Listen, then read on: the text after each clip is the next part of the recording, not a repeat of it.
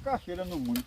Por que, mano? Uma geladeira no valor de 300 conto num saco de macaxeira. Mas a macaxeira dá cara, mano. Ah, cara, já vem cá, lá na verdade. E você trocaria, pessoal, uma geladeira num saco de macaxeira? Ó. Ontem eu troquei uma geladeira num saco de macaxeira. Mas Pegou no grito. peguei o grito, foi não, mano? Foi, eu pensei que era brincando, mas Não. brincando não é porra.